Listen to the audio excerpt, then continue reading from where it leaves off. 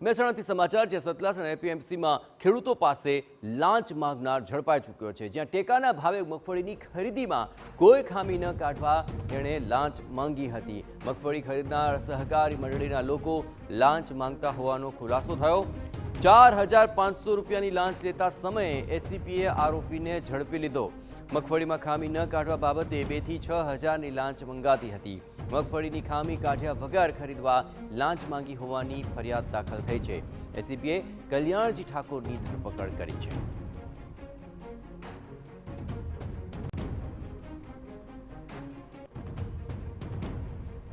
મગફળીમાં કોઈ ખામી નથી તે પ્રકારે પાસ કરવા માટે આ લાંચ માંગવામાં આવી હતી અને તેના સંદર્ભે જ કલ્યાણજી ઠાકોરની ધરપકડ કરવામાં આવી છે।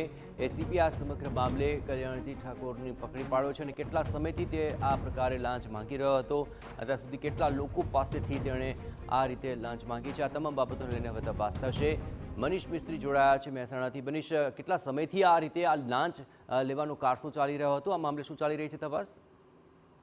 જે સમગ્ર મામલે એસીબીને એક ખેડૂત ફરિયાદીએ રજૂઆત કરી હતી લેખિત, એના સંદર્ભે એસીબી દ્વારા એક ડિકોય ટ્રેપ ગોઠવવામાં આવી હતી, જેની અંદર સતલાસના એપીએમસીના ગોડાઉનમાં જે ટેકાના ભાવે મગફળી ખરીદી કરવામાં આવતી હતી તેની અંદર ખેડૂતોમાં પાસે કોઈ પણ ખામી નહીં કાઢીને 2000 થી 6000 રૂપિયાની લાંચ માંગવામાં આવતી હતી। જે સમગ્ર મામલે ખાનગી વ્યક્તિ કે જે ઠાકોર કલ્યાણજી ઉર્ફે કલાજી નામના વ્યક્તિને ધરપકડ કરવામાં આવી છે, રેપ ગોઠવવામાં આવી છે, જેમાં 5000 રૂપિયાની લાંચ માંગી હતી અને 4500 રૂપિયા સ્વીકારતા ડિકોય છટકામાં આરોપી પકડાઈ ગયો છે।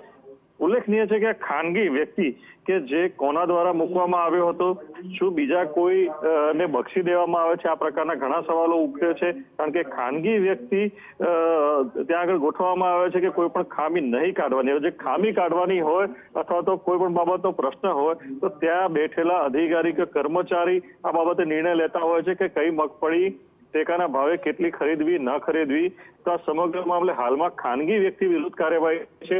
આ સવાલો ઉઠે છે કે હકીકતમાં કોણ આની પાછળ કામ કરી રહ્યું હતું તે બાબતે પણ એસીબી તપાસ કરે તે જરૂરી છે। જી આભાર મનીષ, તમામ ગતિવિધિઓ પર આપ નજર રાખતે રહેજો। હવે એસીપીના હાથે આ કલ્યાણજી ઠાકોર લાગ્યો છે અને તેની ધરપકડ કરી લેવા છે। તે અને તેની સાથે આખરે કોણ કોણ સંડોવાયેલું છે તે બાબતે પણ હવે તપાસ કરાશે।